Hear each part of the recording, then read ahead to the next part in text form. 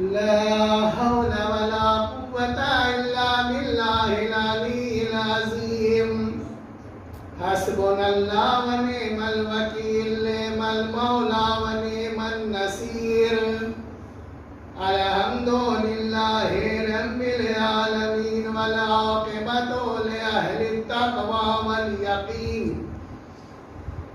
اللهم صل وسلم وزد وبارك على صاحب الدعوة النبوية والصولة الحيدرية والعصمة الفاطمية والحلم الحسنية والشجاعة الحسينية والعبادة السجادية والماسر الباقرية والآثار الجعفرية والعلوم الكاظمية والهجج الرضوية والجود التقوية والنقاوة النبوية والهيبة العسكرية والغيبة الإلهية أبي القاسم محمد اللهم صل على محمد وآل محمد. أما بعد فقد قال الله تعالى في كتابه المجيد بسم الله الرحمن الرحيم قل لا أسألكم عليه أجرا إلا المودة في القربى. اللهم صل على محمد وآل محمد. میرے حبیب ان سے کہہ دو کہ میں رسالت کا کوئی بدلہ نہیں چاہتا. قرآن مجید ہمارے عقیدے کی بنیاد پر بہت ہی محکم اور مستحکم کتاب ہے. اس کتاب کو خداوند عالم نے، یہ کتاب ہماری زندگی کی پیشوا اور رہبر ہے. اس کتاب کو خداوند عالم نے بغیر ہماری کسی درخواست کے نبی کریم کے ذریعہ ہم تک بھیجا. بھیجنے کے بعد کہہ یہ دیا کہ نبی کی زندگی تمہارے لیے اسوۃ الحسنہ ہے، یعنی مثالی اور نمونے کے طور پر ہے. تو عزیزان محترم، تو سب سے پہلے ہمارے لیے یہ ضروری ہے کہ ہم نبی کی سیرت کو سمجھیں، تب اسلام ہماری سمجھ میں آئے گا. مگر عزیزان محترم، اصل بات یہ ہے کہ نبی کی سیرت ہی مورد بحث ہے. حضور کا کردار ہی لڑائی جھگڑے کے چوراہے پر ہے. بہت ہی باکمال ہے وہ انسان جو سیرت کے جنگلات میں گھس کر عقیدت کی چٹکیوں سے سیرت کا پھول توڑ لے، ورنہ وہاں تو ایسے ایسے کانٹے ہیں کہ دامن عقیدت بھی تار تار ہو جائے. صلوات پڑھ دیں. اللهم صل على محمد وآل محمد. ہمارے درمیان بہترین خطیب مولانا نواب حیدر صاحب تشریف فرما ہے. ان کے سامنے بس یوں سمجھ لیجیے کہ میں نے موضوع کو مد نظر رکھتے ہوئے بالکل آسان کر دیا. اور اس آیت کے ذہن میں اکثر میں بیان بھی کرتا رہتا ہوں. تو میرے حبیب ان سے کہہ دو کہ میں رسالت کا کوئی بدلہ نہیں چاہتا سوائے اس کے کہ تم میرے قرابت داروں سے محبت اور مودت اختیار کرو. بارہ میں بیان کرتا رہتا ہوں. دیکھیے عزیزان محترم، اس کائنات میں بہت ساری عبادت ہے.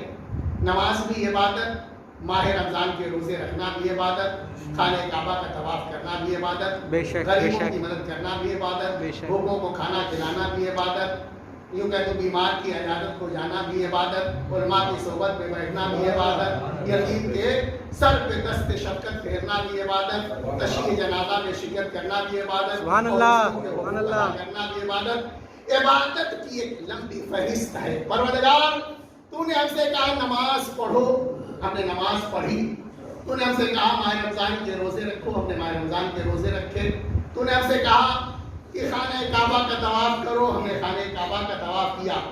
پروردگار یہ جتنی عبادتیں ہیں ان تمام عبادتوں میں ہم نے اپنے آپ کو تنہا پایا، کبھی مجھے اپنا شریک نہیں دیکھا۔ پروردگار تو نے ہم سے نماز تو پڑھوا لی مگر تو نے کبھی نماز نہیں پڑھی، تو نے ہم سے سجدے تو کروا لیے مگر تو نے کبھی سجدے نہیں کیے۔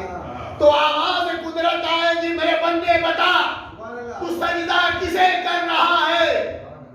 ہم کہیں گے پروردگار ہم سجدہ اسے کر رہے ہیں جو سب سے اعلیٰ ہے، بلند ہے، اونچے مرتبے والا۔ تو آواز قدرت آئے گی، میرے بندے بتا میں سجدہ کسے کروں؟ ایک سوال محمد مگر میرے بندے گھبرانے کی ضرورت نہیں ہے، اس کائنات میں کچھ تو عبادت ضرور ایسی ہوگی جس میں تمہارا پروردگار تمہارے ساتھ شریک ہوا کرتا ہے۔ تو عزیزان محترم، اس کائنات میں میں بیان کرتا رہتا ہوں کہ دو ہی ایسی عبادت ہے جس میں ہمارا پروردگار ہمارے ساتھ شریک ہوتا ہے۔ پہلی عبادت کیا ہے؟ محمد و آل محمد کے اوپر درود۔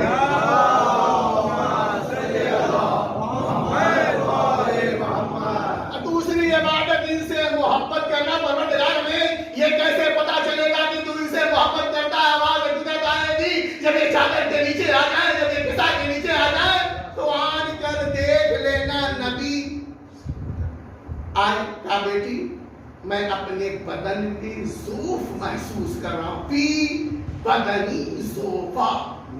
نبی نے یہ نہیں کہا فی جسمی ذوفا، جبکہ جاننے کی بدن بھی عربی کا لفظ ہے، جسم بھی عربی کا لفظ، لیکن نبی نے یہاں لفظ بدن استعمال کیا ہے، جسم استعمال نہیں کیا۔ جانتے ہیں کیوں؟ اس لیے کہ ہمارے علماء یہ کہتے ہیں کہ بدن اور جسم میں فرق پایا جاتا ہے، ڈفرنس پایا جاتا ہے۔ کیا؟ ہمارے علماء یہ کہتے ہیں کہ بدن یوں کہہ دو جس سر سے لے کر پاؤں تک کے حصے کو کیا کہتے ہیں؟ جسم کہتے ہیں، اور بدن سر کے حصے کو چھوڑ کر بقیہ حصے کو کیا کہا جاتا ہے؟ بدن کہا جاتا ہے۔ یعنی نبی بتانا یہ چاہتی بدنی ذوفا، یعنی نبی بتانا یہ چاہ رہا ہے کہ میں اپنے بدن میں ذوف محسوس کر رہا ہوں، نہ کہ دماغ میں۔ صلوات پڑھ دے صلی اللہ محمد وآل محمد۔ نبی آئے گا بیٹی میں اپنے بدن میں ذوف محسوس کر رہا ہوں۔ میں نے بیان کیا تھا پہلے ہم عام بدن کو سمجھیں، پھر ہمیں نبی کا بدن سمجھ میں آئے گا، پھر ذوف نبوت سمجھ میں آئے گا۔ جانتے ہیں عام بدن ہم جب مر جاتے ہیں تو کیا ہوتا ہے؟ ہمیں غسل و کفن دینے کے بعد، نماز جنازہ پڑھنے کے بعد ہماری میت کو، ہمارے جنازے کو قبر میں دفن کر دیتے ہیں، اور چند مہینے کے بعد جب دیکھو گے کھول کر تب تو صرف ہڈیوں کا ڈھانچہ نظر آئے گا۔ عام بدن کی بات کر رہا ہوں، اور چند سال کے بعد دیکھو گے تو ہڈیوں کا ڈھانچہ بھی نظر نہیں آئے گا۔ کیوں؟ کہ ہمارا بدن وہ ہے جسے کیڑے مکوڑے کھا جایا کرتے ہیں، لیکن جب 7 دن ماس کے بدن کو، قبر کو سینکڑوں سال بعد کھولا گیا تو بالکل صحیح و سالم تھا۔ صلوات پڑھ دے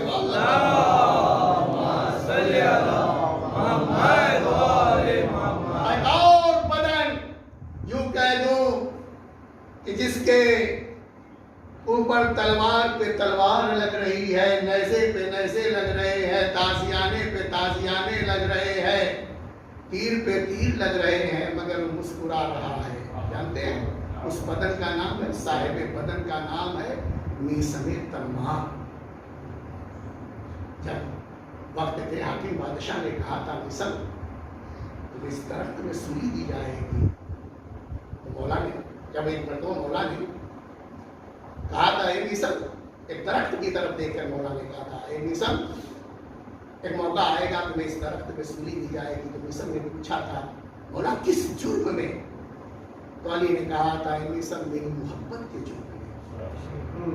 اگر ہم سے کوئی کہہ دے تو ہم اس درخت کو جڑ سے اکھاڑ پھینک دیں، لیکن چونکہ مولا نے کہہ دیا تھا تو میثم نے اس درخت کو سینچنا شروع کر دیا.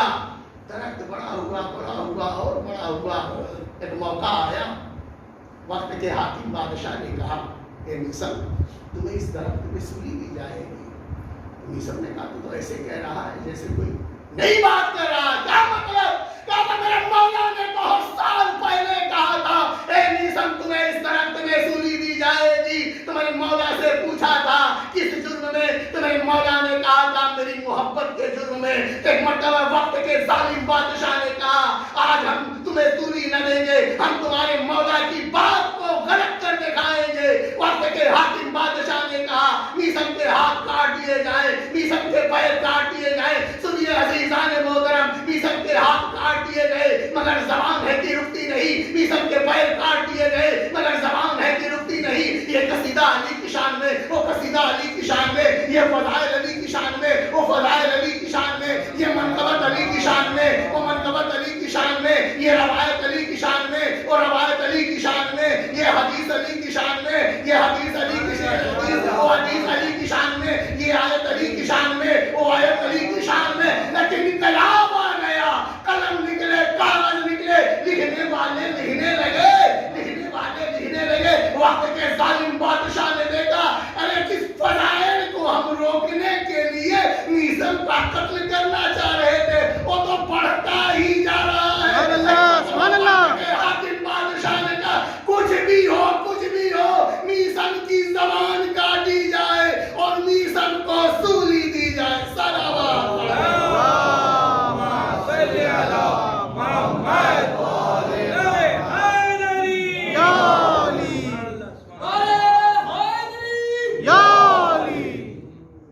لو شمع کی ممکن نہیں تلوار سے کٹ جائے, نادان ہے میسم کی زبان کاٹ رہا ہے. فرض کر رہا تھا کہ دو ہی عبادت ایسی ہے جس میں ہمارا پروردگار ہمارے ساتھ شریک ہوتا ہے. دوسری بات کیا؟ جب چادر کے نیچے آ جائے, کسا کے نیچے آ جائے تو آن کر دیکھ لینا. نبی آئے کہا بیٹی میں اپنے بدن میں سوف محسوس کر رہا ہوں, چادریں یمانی لے آؤ. زہرا اٹھی. اچھا بابا جان دیکھیے عزیزان محترم, خود زہرا نہیں سجاد جانتے بلکہ یہ چادر زہرا جس نے ذوف نبوت کو دور کیا. پھر کیا ہوا؟ حسن آئے, حسین آئے, علی آئے, فاطمہ آئی. جب پانچوں تن چادر کے نیچے جمع ہو گئے, نور چھنا آسمان پہ پہنچا. آسمان کے ملائکہ متوجہ ہوئے, پوچھا یا رب من تحتل کے ساتھ پروردگارا چادر کے نیچے ہے کون؟ آواز آئی ام فاطمہ تو ابوہا و بالوہا و بنوہا. صلوات اللہم صلی علی محمد و آل محمد. اس میں فاطمہ ہے, ان کے پدر بزرگوار ہیں, ان کے شوہر نامدار ہیں, اور ان کے دونوں بچے حسن و حسین ہیں. ایک صلوات پڑھ دیں. اللہم صلی علی محمد و آل محمد. چونکہ بی بی کے حوالے سے چند باتیں میں نے بیان کیا تھا کہ بی بی کل حیات طیبہ پچھلی میں نے بیان کیا تھا 18 برس ہے, اور 18 برس میں بی بی 9 برس بابا کے گھر میں رہی اور 9 برس علی کے گھر میں. 18 برس کی محیط زندگی میں بی بی نے کائنات کو جینے کا طریقہ بتایا, جس میں عصمت بھی ہے, عفت بھی ہے, طہارت بھی ہے, گھر کا نظام کیسے چلانا چاہیے, ارے بچوں کی پرورش کیسے کرنی چاہیے. حسن گھر میں جائے, باہر گئے کھیلنے کے لیے, ارے وہ بچہ کہاں کھیلے گا جس کے گھر کا سہری مسجد ہو. ماں نے پوچھا بیٹا حسن کہاں گئے تھے؟ مادر گرامی مسجد گیا تھا. کیا ہو رہا تھا؟ نانا جان خطبہ دے رہے تھے. بیٹا حسن تم نے سنا؟ ہاں مادر گرامی سنا. کہا بیٹے سناؤ. ایک مرتبہ امام حسن علیہ السلام نے بسم اللہ الرحمن الرحیم کہہ کے جو خطبہ سنایا, خدا کی قسم سن 6 سال کا ہے, انداز مصطفیٰ کا ہے, سبحان اللہ, سبحان اللہ, 6 برس کا ہے, فصاحت و بلاغت مصطفیٰ کی ہے. اسے ماں نے دیکھا, ایک مرتبہ ماں بے قرار ہو کے اپنی جگہ سے اٹھی, حسن کو سینے سے لگایا, کبھی یوں کہ لبوں کا بوسہ لیتی ہیں, کبھی پیشانی کا بوسہ لیتی ہیں. ابھی دیر نہ گزری تھی کتنے میں مولا متقیان علی ابن ابی طالب اللہم صلی علی محمد و آل محمد تشریف لائے کہا بنت رسول عجب خوشی محسوس کر رہا ہوں آپ کے چہرے پر۔ ایک مرتبہ بیوی نے کہا حسن ابھی میرا بڑا بیٹا حسن مسجد گیا ہوا تھا۔ میں نے پوچھا کہاں گئے تھے؟ حسن نے کہا مسجد گیا تھا۔ میں نے پوچھا کیا ہو رہا تھا؟ نانا جان خطبہ دے رہے تھے۔ بیٹا حسن سنا؟ ہاں سنا۔ کہا بیٹا حسن سناؤ۔ یقول حسن میرے بیٹے حسن نے ایسے خطبہ سنایا، ایسے خطبہ سنایا، فصاحت وہی، بلاغت وہی، انداز وہی، یہ ابو حسن ایسا لگ رہا تھا کہ میرے پاپا خطبہ دے رہے ہیں۔ ایک مرتبہ علی نے کہا بی بی اتنا بتا دو آیا حسن نے پورا خطبہ سنایا؟ کہا ابو حسن پورا خطبہ سنایا۔ ایک مرتبہ علی نے کہا بی بی میری بھی خواہش ہے، میں بھی چاہتا ہوں کہ اپنے بیٹے کی زبان سے وہ خطبہ سنوں۔ تو بی بی نے کہا یا ابو حسن اس طرح تو حسن نہ سنائیں گے۔ کہا کوئی بات نہیں، کل میں حسن سے پہلے مسجد سے آ جاؤں گا، پسے پٹا بیٹھ جاؤں گا، جب حسن آئے تو آپ خطبہ سننے کے لیے کہیے گا۔ عزیزان محترم دوسرا دن آیا، علی حسن سے مولا حسن سے پہلے آئے، پسے پردہ بیٹھ گئے۔ اتنے میں حسن آئے، ماں نے پوچھا بیٹا حسن کہاں گئے تھے؟ مادر گرامی مسجد گیا تھا۔ کیا ہو رہا تھا؟ نانا جان خطبہ دے رہے تھے۔ بیٹا حسن تم نے سنا؟ ہاں مادر گرامی سنا۔ کہا بیٹا حسن سناؤ۔ عزیزان محترم ایک مرتبہ امام حسن علیہ السلام نے بسم اللہ الرحمن الرحیم کہہ کے جو اسی تیور کے ساتھ خوش خطبے کو شروع کیا، چند کلمے کہے تھے، زبان میں لکنت پیدا ہوئی، ماں بے چین ہو کر اپنی جگہ سے اٹھی اور ایک مرتبہ بیٹے کو گلے سے لگا لیا۔ اے بیٹا حسن تجھے کیا ہو گیا ہے؟ تجھے کیا ہو گیا ہے؟ تیری زبان میں لکنت کیسی؟ ایک مرتبہ مولا حسن نے ہاتھ جوڑے، مادر گرامی ایسا لگتا ہے میرے بابا کہیں بیٹھے ہوئے۔ سبحان اللہ، سبحان اللہ، سبحان اللہ، صلی اللہ محمد و آل محمد۔ دیکھیے عزیزان محترم، شام کی سرحد پہ ابھی میں ذاکر کا سن کے آیا ہوں، کچھ فوراً بیان کر سکتے ہیں۔ دو لشکر سب آرا ہوئے، اس میں بھی فضائل ہے۔ ایک کا لشکر کا سردار شام والا اور دوسرے لشکر کا سردار فجر والا، صبح والا۔ تو ایک لشکر کا سردار شام والا، دوسرے لشکر کا سردار فجر والا۔ جب شام ہوتی ہے تو اندھیرا ہو جاتا ہے، اور جب فجر ہوتی ہے تو کیا ہوتا ہے؟ اجالا ہو جاتا ہے۔ تو لفظ بدل کر مولانا صاحب یوں کہہ دوں، ایک لشکر کا سردار اندھیرے والا اور ایک لشکر کا سردار اجالے والا۔ جب شام کی سرحد پر یہ لشکر سب آگا ہوئے تو تیسرا ملک، غور سے سنیے گا، اور تیسرا ملک جس کی سرحد اس سے ملتی ہوتی ہے تو اسے پریشانی بڑھ جاتی ہے۔ کیا پریشانی کہیں ایسا نہ ہو اس جنگ کی آگ میرے ملک میں آ جائے؟ تو دیکھتا یہ ہے، تو تیسرا ملک جس کی سرحد اس سے ملتی ہوئی ہوتی ہے تو کیا دیکھتا ہے؟ وہ دیکھتا یہ ہے کہ حق پر کون ہے تاکہ میں اس کا ساتھ دوں۔ دیکھیں عزیزان محترم، شام کی سرحد سے روم کی سرحد ملتی ہے۔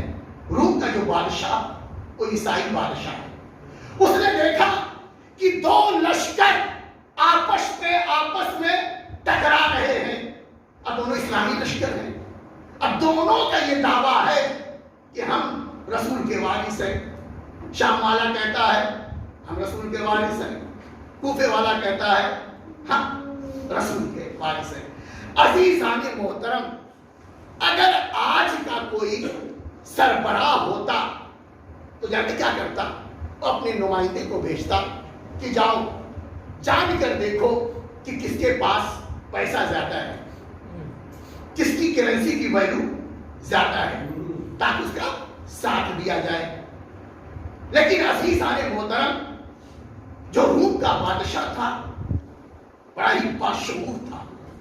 اس نے اپنے نمائندے کو بھیجا لیکن یہ کہہ کر نہیں بھیجا کہ جاؤ جان کر دیکھنا کہ کس ملک کا سکہ وزنی ہے, کس کے پاس پیسہ زیادہ ہے, بلکہ اس نے اپنے نمائندے کو یہ کہہ کے بھیجا جاؤ جان کر دیکھو علم کس کے پاس زیادہ ہے. دونوں میں سب سے بڑا عالم کون؟ ایک سوال پڑھ دے محمد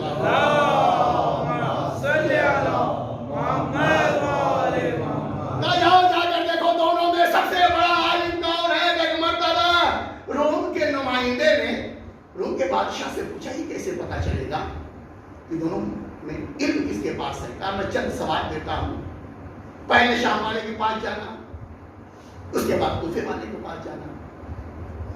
روم سے نمائندہ نکلا, شام پہنچا. شام کے بادشاہ نے اس کا استقبال کیا. آؤ بھگت کی کیوں کہہ دوں, آؤ اپنے برابر میں بٹھایا. چونکہ یہ پہلے ہی سے متاثر تھے, کس سے؟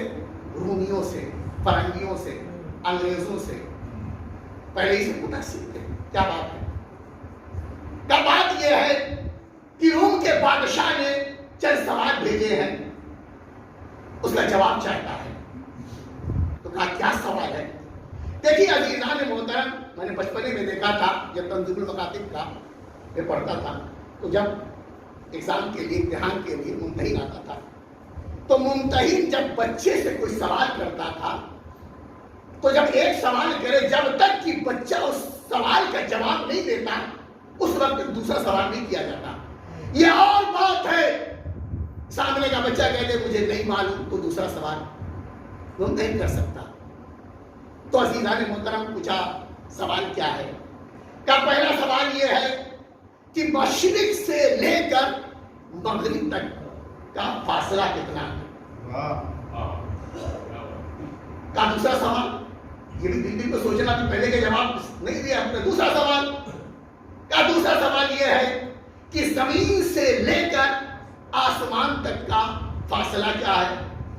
ابھی کہنے لگے تیسرا سوال, ابھی دو کا تیسرا سوال یہ ہے کہ وہ کون سی 10 چیزیں ہیں جو ایک دوسرے پر بھاری ہے, ایک دوسرے سے سخت تر ہیں.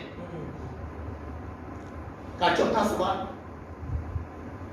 ایک جیب سے شیشی نکالی اور شیشی نکالنے کے بعد کہتا ہے کہ وقت کے روم کے بادشاہ نے دیا ہے, کہا کہ اس شیشی کے اندر کائنات کی ہر شے کو بند کر دو. جواب ہوتا تو دیتے. کہنے لگے دیکھیے آپ سفر سے آئے ہوئے ہیں, تھکے ہوئے ہیں, جائیے آرام کیجیے. 3-4 دن کے بعد جب دوبارہ دربار سجے گا تو ہم آپ کے سوالوں کا جواب دے دیں گے. یہ گئے اپنے مہمان سرائے کی طرف, مہمان خانے کی طرف. جیسے یہ نمائندہ گیا تو ایک مرتبہ شام کے بادشاہ نے اپنے سپاہی کو بلایا. اب بلا کر کہتا ہے تم جو یہ شامی لباس پہنے ہوئے ہو اسے اتارو, اکوفی لباس پہنو.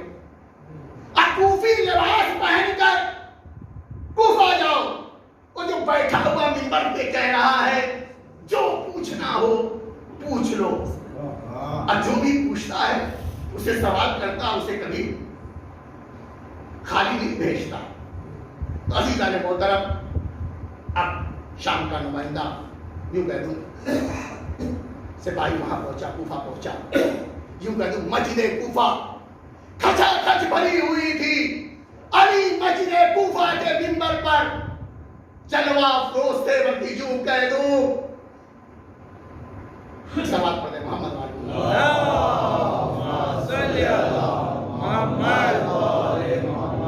علی مسجد کوفہ کے منبر پر بیٹھے ہوئے تھے. بلکہ لفظ بدل کر یوں کہہ دوں کہ سلونی کی بزم سجی ہوئی تھی. ہزاروں کا مجمع, لاکھوں کا مجمع, سامنے علماء بیٹھے ہوئے تھے, چاہنے والے بیٹھے ہوئے تھے. سب وجہ اللہ کی زیارت کر رہے تھے. لسان اللہ بول رہا تھا. علی سوالوں کے جواب دے رہے تھے. اتنے میں یہ مسجد کے اندر داخل ہوا اور ایک مرتبہ جا کر داہنی طرف بیٹھ گیا. علی نے کہا جو پوچھنا ہو پوچھو. اتنے میں یہ اپنی جگہ سے کھڑا ہوا. کھڑا ہونے کے بعد کہتا ہے یا علی میں آپ کا چاہنے والا ہوں اور کوفے کا رہنے والا ہوں. علی نے کہا نہ تو میرا چاہنے والا ہے اور نہ ہی کوفے کا رہنے والا ہے. دیکھو خدا کی قسم اسی لیے تو ہمیں علی کے اوپر ناز ہے. 1400 برس سے آج تک کسی نے بھی علی کو دھوکہ نہیں دیا. بے شک بے شک. اس لیے کہ علی کی آنکھ عین اللہ ہے. سبحان اللہ سبحان اللہ. علی باطن کو بھی دیکھ لیتا ہے. علی نے کیا کہا؟ علی نے یہی کہا. علی نے یہی کہا نہ تو میرا چاہنے والا ہے نہ تو کوفے کا رہنے والا ہے. بتا کس لیے آیا ہے؟ تو بتاتا ہے یا میں بتاؤں؟ ہاتھ جوڑ کر کھڑا ہو گیا. کہنے لگا یا علی آپ سچ کہتے ہیں. مجھے شام کے بادشاہ نے بھیجا ہے. روم کے بادشاہ نے کچھ سوال کیے اس کے جواب آج جائے گا. پوچھا سوال کیا ہے؟ کا پہلا سوال یہ ہے کہ مشرق سے لے کر مغرب تک کا فاصلہ کتنا ہے؟ ایک مرتبہ مولا نے امام حسن علیہ السلام کی طرف دیکھا. بیٹا حسن کھڑے ہو جاؤ کہ سوالوں کے جواب دو. پہلا سوال مشرق سے لے کر مغرب تک کا فاصلہ کتنا ہے؟ زمین سے لے کر آسمان تک کا فاصلہ کتنا ہے؟ علی نے کیا کہا؟ مشرق سے لے کر مغرب تک کا فاصلہ ایک دن کی سورج کی مسافت اور زمین سے لے کر آسمان تک کا فاصلہ علی نے کہا ایک نگاہ کا فاصلہ ہے. اب تک نگاہ زمین پہ بھی صلوات پڑھ دے.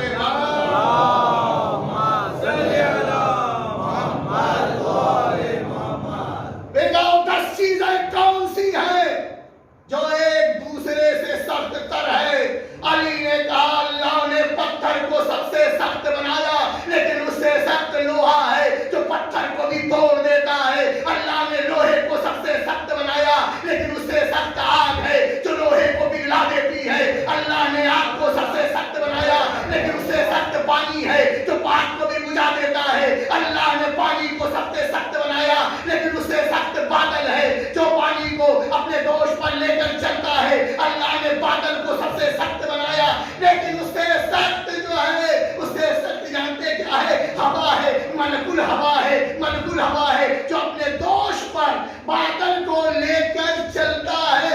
اللہ نے ہوا کو سب سے سخت بنایا لیکن اس سے سخت ملک الہوا ہے جس کے اشارے پہ ہوا چلتی ہے. اللہ نے ملک الہوا کو سب سے سخت بنایا لیکن اس سے سخت ملک الموت ہے جو ملک الہوا کی بھی روح قبض کر سکتا ہے. اللہ نے ملک الموت کو سب سے سخت بنایا. اس سے سخت موت ہے جو ملک الموت کو بھی موت دے دیتی ہے.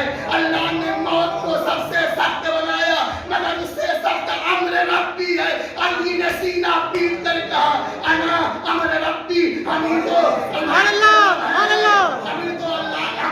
امر ربی ہے. ابھی تو علی نے سینہ پیٹ کر کہا ہمیں تو امر ربی ہے. کسے چاہے زندگی دے دے کسے چاہے موت دے دے. سبحان اللہ.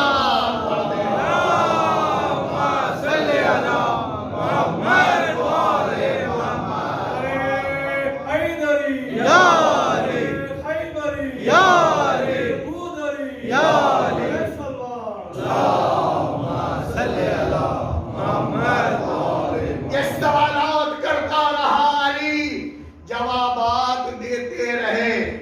آخری سوال اس نے جیب سے ایک چھوٹی سی شیشی نکالی اور کہا اس میں کائنات کی ہر شے کو بھر. دیکھیے کائنات میں جتنی بھی چیزیں ہیں یہ سب کی سب شے ہے. یہ فرش اس پہ بیٹھے تو یہ بھی شے ہے. یہ منبر شے ہے. یہ مائک شے ہے. آسمان زمین شے ہے. آسمان شے ہے. میں کہہ دوں جتنی بھی چیزیں ہیں जन्नत शय, जहन्नम शय, मलाइका शय, हूरन शय, गिलमान शय, नहरें शय। यानी कायनात में 18,000 आलमीन और 18,000 आलमीन में बसने वाली जितनी भी चीजें हैं वो क्या है? शय है। और एक मर्तबा अली ने कहने के बाद अपने गुलाम कंबर की तरफ देखा, इशारा किया। देखिए कंबर क्या है? मौला के गुलाम है। गुलाम कहते ही उसे है जो आका के इशारे को समझ जाए। अली ने कहा नहीं, इशारा किया। कंबर गए और जाने के बाद एक ज़र्फ में पानी लाए। पानी लाए, अली ने शीशी का, छोटी सी शीशी ढक्कन खोला। अब खोलने के बाद पानी भर दिया। काले मैंने कायनात की हर शय इसके अंदर भर दी। वो घबरा गया, कहने लगा यारी आपने चंद कतरे पानी डाल के कह रहे हैं इसमें कायनात की। अली ने जलाल के आलम में कहा तूने कुरान नहीं पढ़ा? अब कुरान की आयत नहीं पढ़ी? वजअलना मिनल माए कुल्ल शै हय्यिन। अल्लाह ने हर शय का वजूद जो है पानी में रखा। अब कायनात का जितना पानी है अल्लाह ने तमाम पानी को महर फातिमा में दे दिया।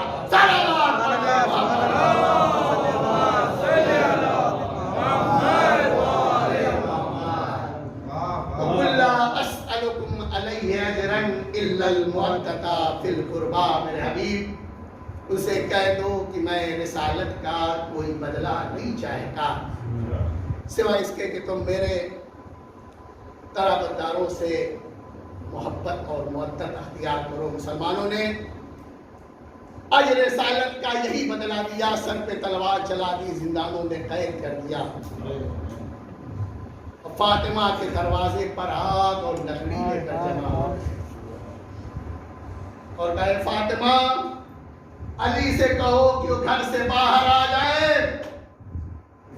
वरना हम इस घर में आग लगा देंगे। बीवी ने कहा तुम उस घर में आग लगाओगे जिसमें मेरे छोटे छोटे बच्चे हसन हुसैन।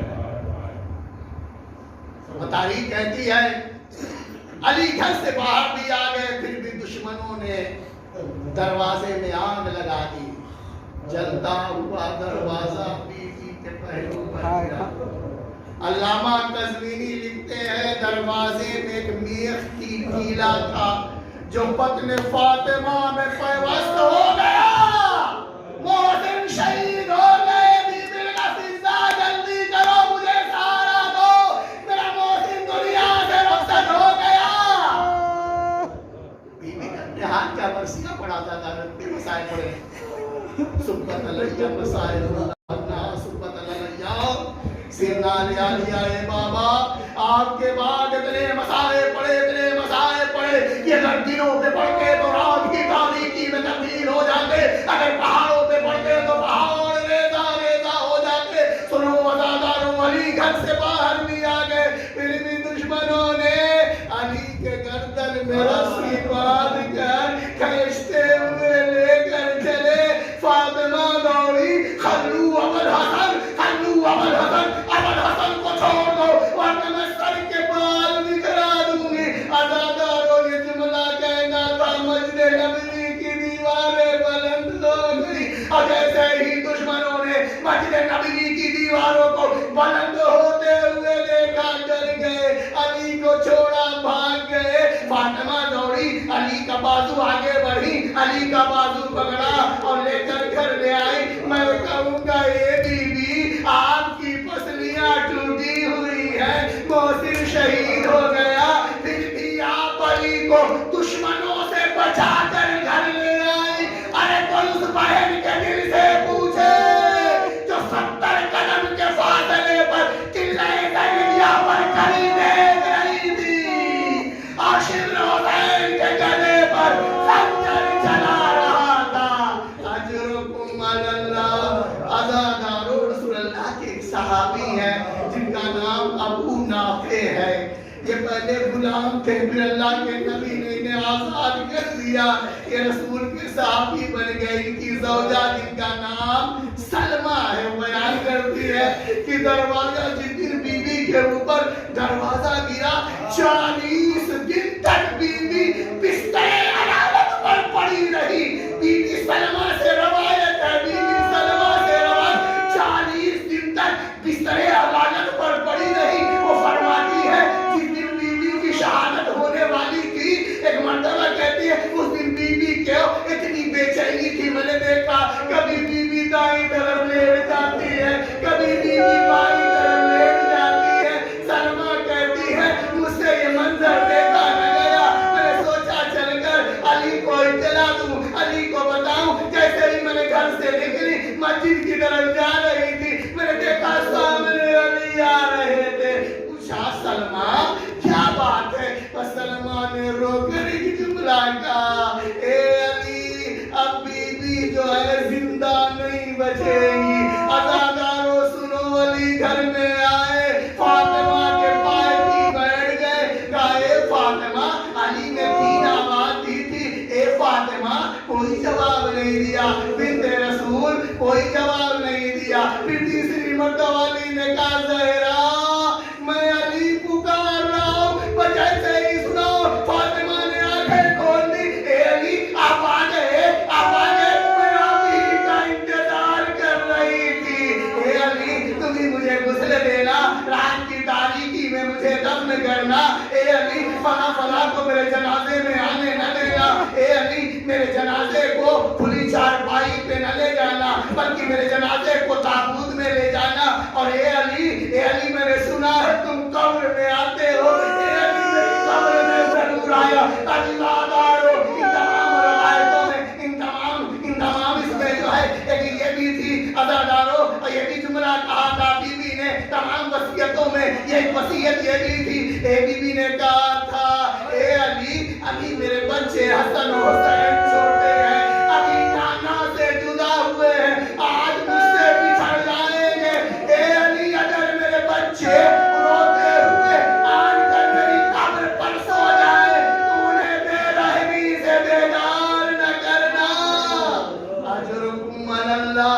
आज़ादारों एक मर्तबा फातिमा ने अस्मा को बुलाया, ए अस्मा मुझे हुजरे में पहुंचा दे। देख जब तक मेरी तस्बीह और तहलील की आवाज आए समझना तुम्हारी शहजादी जिंदा है। जब तस्बीह और तहलील की आवाज बंद हो जाए समझ लेना तुम्हारी शहजादी दुनिया से रुखसत हो गई। अस्मा कहती है मैं बीबी को हुजरे में पहुंचा कर वापस पलटी, मैंने सुना आवाज आ रही थी, थोड़ी देर के बाद आवाज का आना बंद हो गया।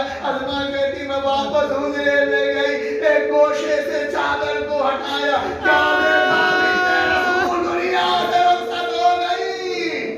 अस्मा कहती मैंने अपने आप को बीबी के ऊपर गिरा दिया। बीबी खुदा हाफिज, अपने बाबा को मेरा सलाम कहिएगा। इतने में बैतुस्सरा का सदर दरवाजा खुला, दोनों शहजादे गेसू बिखराए हुए, दोनों शहजादे घर के अंदर दाखिल हुए। ए अस्मा हमारी माँ तेरे गिरादी का है। अस्मा ने कहा बच्चों पहले खाना खा लो। एक मर्तबा छोटे छोटे बच्चों ने कहा अस्मा हमें माँ है, हम जानते हैं। ए अस्मा हम नाना की मज़ार पे थे, नाना की कब्र का चिराग खामोश हो गया, कब्र से आवाज आई हसनैन जल्दी जाओ तुम्हारी माँ दुनिया से रुखसत हो गई। अजरुकुम अल्लाह। एक मर्तबा अस्मा ने हुजरे की तरफ इशारा किया, दोनों शहजादे दौड़ते हुए हुजरे में गए। हसन ने अपने आप को माँ के सीने पर गिराया, हुसैन माँ के पाए थी। अल्लामा मजलिसी लिखते हैं जैसे ही दोनों शहजादे हुजरे में गए, अल्लामा मजलिसी लिखते हैं हसन ने अपने आप को माँ के सीने पर गिराया। हुसैन को लिखते हैं न जाने मौला हुसैन को अपनी अम्मा से कितनी मोहब्बत थी। हुसैन माँ के पास ही बैठ गए, अम्मा के पैरों को पकड़कर रुखसारों पे मलने लगे। ए अम्मा आंखें खोलो तेरा हुसैन आया। इन्ना लिल्लाहि व इन्ना इलैहि राजिऊन।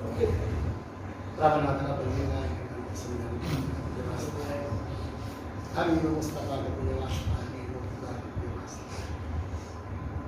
چار معصومین علیہ السلام حاضرین مجلس کے تمام دلی حاجتوں کو پورا فرما، جو بے روزگار انہیں روزی عطا کر دے، ہمارے رزق میں اضافہ فرما، جو بیمار ہیں شفاء کاملہ و عاجلہ عنایت فرما۔ یہ واسطہ ہے یہ بیماری جو کرونا جیسی بیماری کا جلد سے جلد خاتمہ ہو جائے، ہمارے مومنین کو اس بیماری سے محفوظ رکھ۔ یہ واسطہ ہے زمانے کے امام کے سبوت میں تعبیر عنایت فرما، خصوصاً جن لوگوں نے یہ مجلس لی ہے ان کی توفیقات میں اضافہ فرمائے، زمانے کے امام کے سبوت میں تعبیر عنایت فرما، ہم کو کیا آواز نثار میں شمار فرما، ماتم حسین۔